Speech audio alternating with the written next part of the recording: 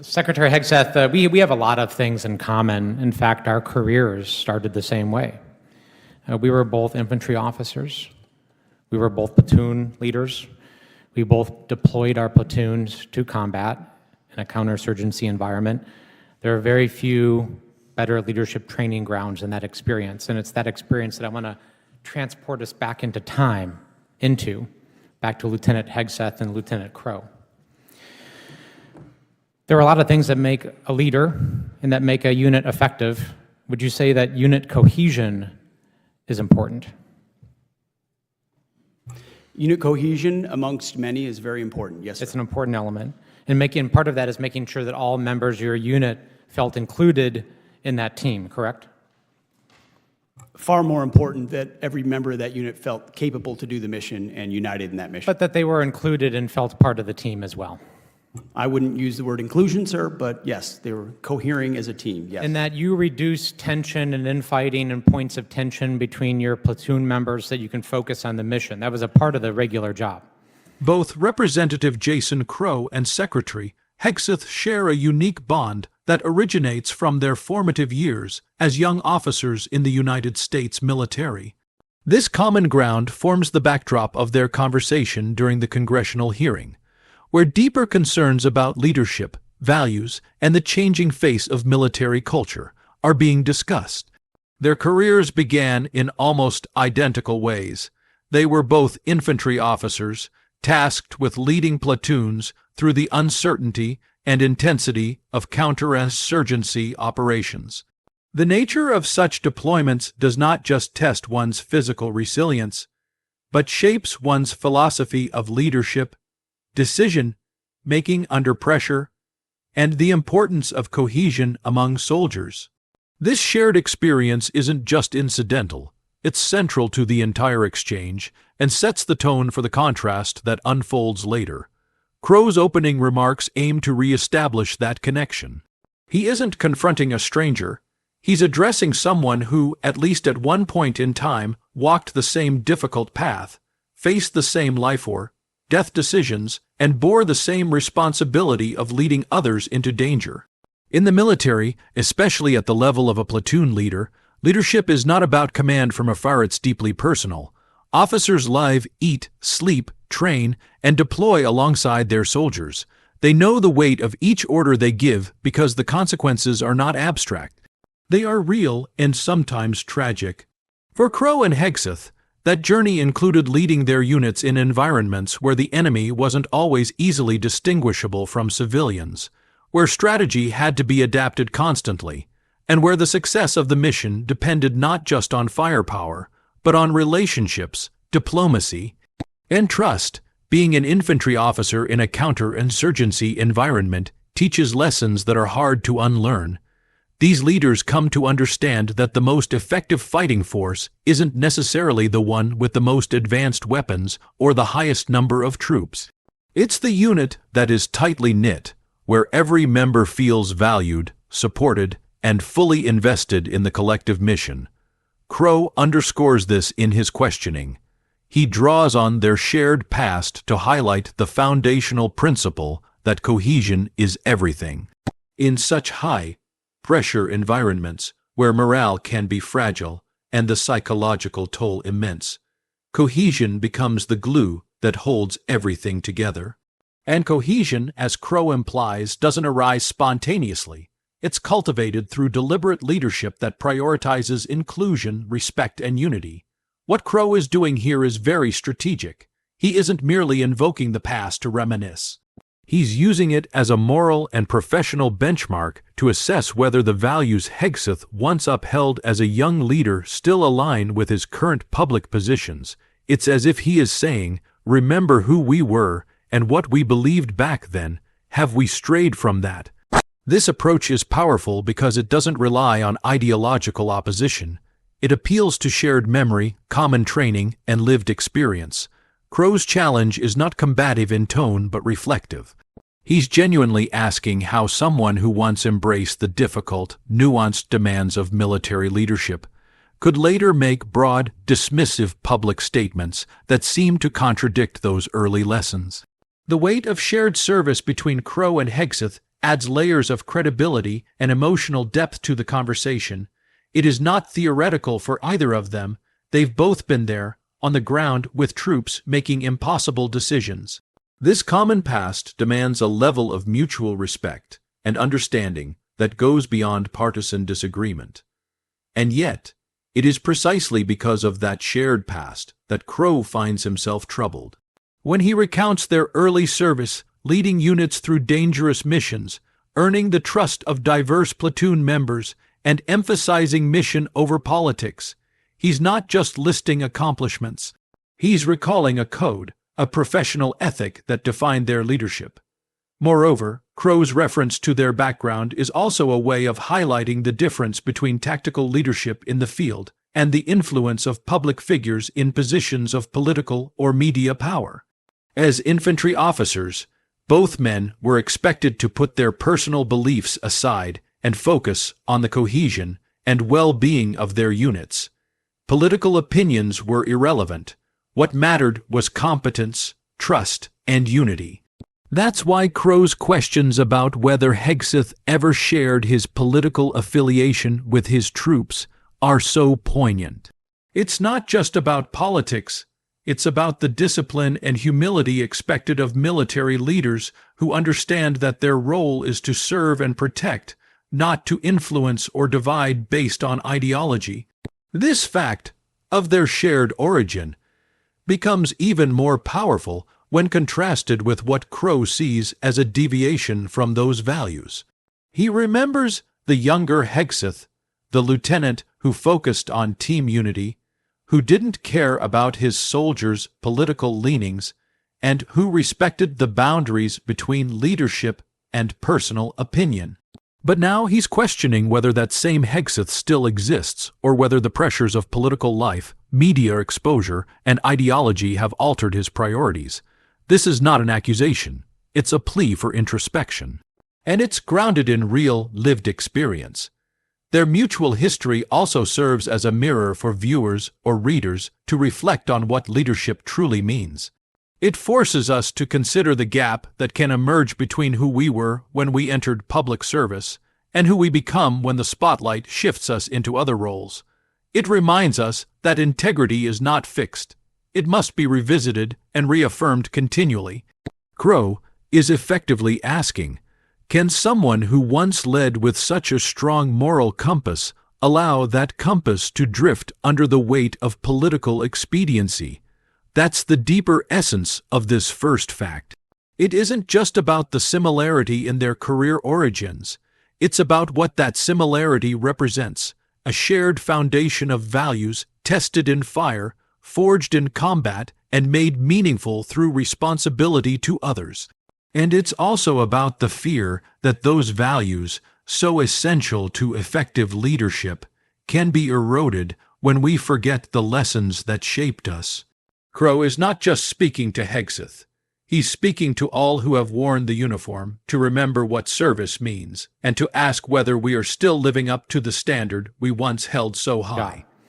Absolutely. That's why I've said that our diversity is our strength is the single dumbest phrase in military history. And words because are our important. unity is our strength. And Words. so unity amongst members, despite differences of backgrounds, race, whatever that is. And I we agree are with you shared on that. together And, on a mission. and words, part of that is words are important and setting the tone is important, correct? When you're a leader. All aspects of leadership, mostly leading by example. Did you ever and tell them also your giving political clear affiliation? guidance. Did you ever tell your platoon members your political affiliation? We certainly discussed lots of topics, and I'm sure my political affiliation. Did you ever ask them theirs? No, their political affiliation was never a concern to me. Because it's important that everybody feel included and that people weren't excluded, correct? That would be My antithetical to platoon, I'm sure my platoon contained Republicans, Democrats, and Independents, and I had no idea what their affiliation was. Okay, that was actually my next question, so I appreciate you The answering. third fact centers on the moral distinction between the U.S. military and its adversaries, a principle that lies at the heart of Representative Crow's argument and forms one of the most powerful themes of the entire discussion. This moral separation isn't just a philosophical point. It's a foundational doctrine that shapes the conduct of American soldiers, informs military strategy, and reinforces the global credibility of the U.S. Armed Forces. When Crow confronts Secretary Hegseth with a line from a counterinsurgency manual, one that Hegseth himself helped develop, he's not merely quoting words on a page. He's invoking a carefully considered military ethic, forged in real-world experience and codified by those who have seen firsthand the high cost of war. The line in question states, "If you've killed 2 innocents, you've set yourself back more than you've moved forward." This statement is more than just a warning. It's a declaration of values. It reflects a core belief that civilian casualties, even if unintentional, can undermine the mission, erode trust among the local population, fuel insurgency, and, most importantly, violate the moral standards that differentiate the U.S. military from its enemies. In counterinsurgency operations, winning hearts and minds is not just a slogan. It's a strategy rooted in the understanding that brutality breeds resistance. Civilians who lose family members, homes, or communities to mistaken strikes do not typically respond with gratitude. They respond with anger, grief, and in many cases, allegiance to those who oppose the occupying force. Crow brings up this quote deliberately. He knows that Hegseth, as a former counterinsurgency instructor in Afghanistan, taught this very principle to soldiers preparing for deployment. It was a rule meant to guide behavior under stress, in the grayest of zones, where combat decisions have ripple effects far beyond the battlefield. So when Crow asks whether Hegseth still agrees with that principle, he's really asking a deeper question. Do you still believe in the values you once taught, or have they been compromised by ideology and political rhetoric? Hegseth hesitates before answering. He does not directly deny the quote but sidesteps slightly, stating that no one in warfare seeks to kill innocents. It's a safe answer, but it doesn't fully engage with the intent of the quote or the question. Crow sees this, and rather than pushing harder immediately, he frames the context more clearly. The purpose of rules of engagement, military training, and ethical warfare is not just to protect civilians. It's to distinguish American soldiers from the enemies they fight. This distinction is critical. ISIS, Al-Qaeda, and other extremist groups thrive on terror targeting civilians, using brutality as a weapon, and showing no regard for international law or human decency. In contrast, the United States military holds itself to a higher standard, guided by the Uniform Code of Military Justice, international humanitarian law, and the principles of accountability and restraint. Crow reminds Hegseth and the audience that these differences aren't abstract. They define who we are. They define the trust that local populations may place in American forces. They shape international perceptions and alliances. They protect soldiers morally and psychologically by giving them a framework to navigate the horrors of war. Most importantly, they prevent the erosion of our national soul. When soldiers forget or abandon those distinctions, when they lose sight of the higher purpose they serve, the consequences can be catastrophic, not just for civilians caught in the crossfire, but for the very legitimacy of U.S. military operations. What Crow is truly doing is defending the integrity of the U.S. military. He's not interested in attacking a political rival. His deeper concern is the preservation of a principle that ensures America's military actions remain justifiable in the eyes of its people and the world. He understands that once that moral high ground is lost, once soldiers begin to believe that the ends justify any means, the difference between a liberator and an oppressor begins to disappear. And that's precisely what he fears when he hears public figures equate American military behavior with that of our enemies, or minimize the importance of restraint and discipline. By invoking the Counterinsurgency Manual, Crow highlights another essential truth. These principles were not written in isolation. They came from experience, from real combat scenarios where officers and enlisted soldiers had to make life or death decisions. The quote is a reminder that every action in war has a consequence, not just tactically but morally. Taking innocent lives might remove a perceived threat in the short term, but it damages the broader mission, and worse, it can transform liberators into occupiers in the eyes of the population. Crow's emphasis on moral distinction also serves as a warning against rhetorical carelessness. When leaders use language that blurs the lines between American forces and terrorist groups, they risk legitimizing the enemy's narrative. Terrorist propaganda often paints U.S. soldiers as indiscriminate killers, invaders who care little for the lives of locals. When American leaders echo sentiments that imply moral equivalence, even indirectly, they give credibility to those claims. This doesn't just harm the U.S. reputation, it puts soldiers at greater risk, both on the ground and in the court of international opinion. The conversation between Crow and Hegseth underscores why moral clarity is essential in times of conflict. Morality in warfare isn't weakness, it's strength.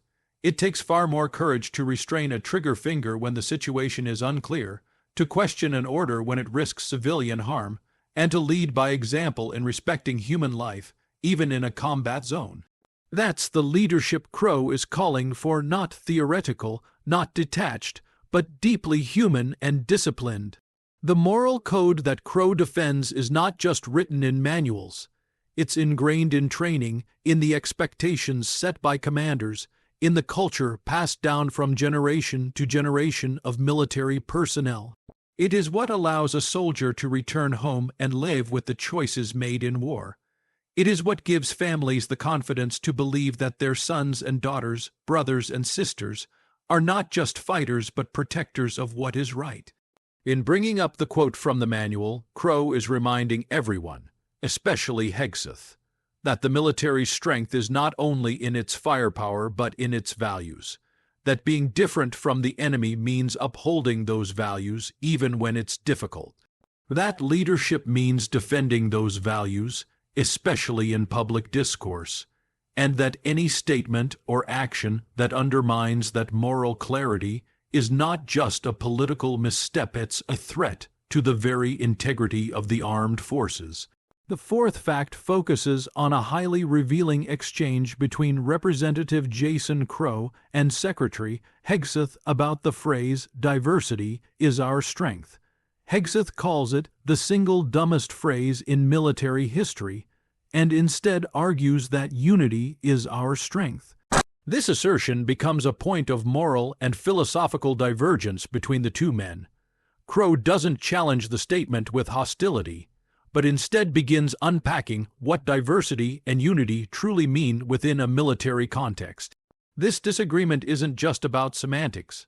It represents two different ways of viewing leadership, team dynamics, and what makes a military unit resilient and effective. Crow, drawing from his own military service, understands that unity and diversity are not mutually exclusive. In fact, in a real-world combat unit, diversity can often be the source of strength when it's accompanied by a shared mission and mutual respect. Diversity isn't simply about race, gender, or ethnicity. It also includes a range of experiences, perspectives, belief systems, and problem-solving approaches.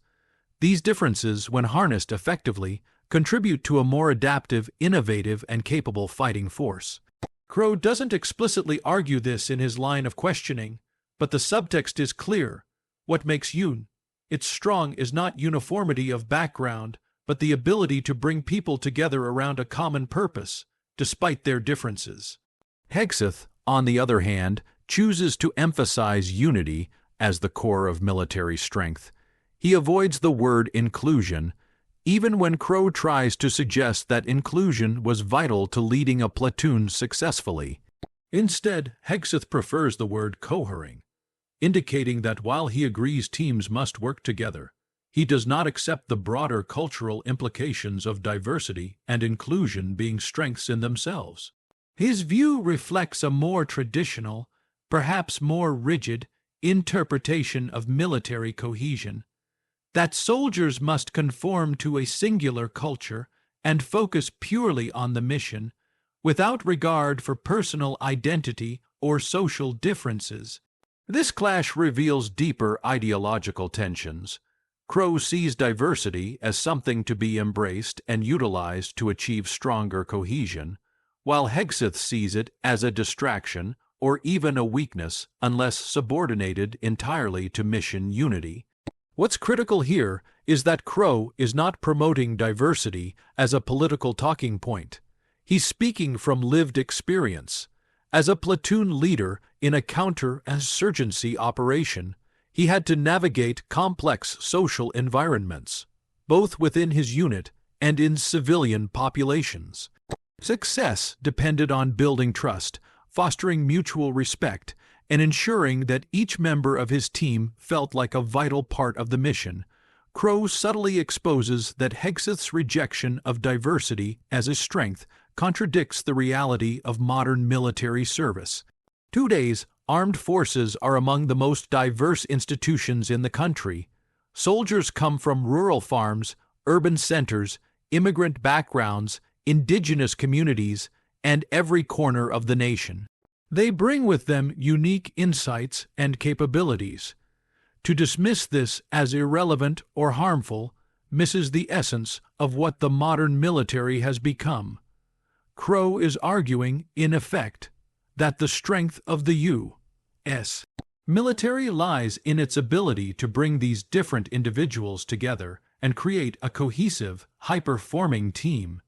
Moreover, when Hegseth attacks the phrase "diversity is our strength," he risks alienating large portions of the military community who see their own identity and background as part of their service. For example, service members from minority backgrounds may feel that their presence is seen as a liability rather than an asset. LGBTQ+ soldiers who fought for the right to serve openly may feel their contributions are being erased. Women in combat roles may feel diminished. Crow knows this, and his resistance to Hegseth's language is grounded in an awareness of how rhetoric from leaders shapes military culture. Words matter, especially in leadership. The tone that leaders set filters down through the ranks. If top officials suggest that diversity is a problem, then that mindset can influence unit culture in harmful ways, making soldiers feel excluded, judged, or undervalued.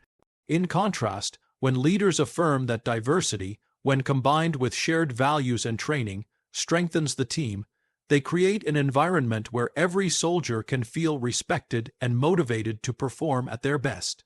Crow's argument is not abstract, it's deeply practical. A unit that feels unified because everyone believes they belong will always outperform a unit that's divided by mistrust, resentment, or exclusion. Crow also implicitly makes the case that acknowledging diversity isn't about lowering standards or promoting identity over competence. It's about recognizing that effective leadership means being aware of who your people are, what they bring to the table, and how to motivate them. In high-stress, high-stakes environments like combat zones, emotional intelligence becomes just as important as tactical proficiency. Leaders who dismiss diversity as irrelevant are often overlooking a critical element of what makes troops resilient under pressure. Another dimension to this disagreement is the broader cultural debate playing out in American society. Terms like diversity and inclusion have become politicized, and Hegseth's rejection of them reflects a conservative reaction against what some see as ideological overreach in institutions. But Crow doesn't let this ideological framing derail his argument. He grounds everything in personal experience and military effectiveness. He knows that ideology should never override practicality when it comes to leadership. If a principle leads to stronger, more cohesive units, then it's worth defending, regardless of political baggage. Crow's underlying point is that the U.S. military cannot afford to be drawn into culture wars that devalue some of its most dedicated personnel. Every soldier who raises their hand to serve deserves respect and opportunity. Every soldier who proves themselves capable and committed deserves to be seen as a strength to the team. Crow understands that loyalty to country and loyalty to team are what matter most, not skin color, gender, religion, or political affiliation. That's the unity he believes in, not uniformity, but unity through shared purpose and mutual respect. The disagreement between Crow and Hegseth, then, is not just about what words we use. It's about what kind of military we want to have. Do we want a force that reflects the full spectrum of American society, where every soldier is seen as a strength? Or do we want a narrower version that excludes identities in favor of conformity? Crow is advocating for the former not just because it's morally right, but because it's operationally effective. He believes that the most powerful force the U.S. military can wield is not just its weapons, but its people, diverse, committed, and unified in service to the nation.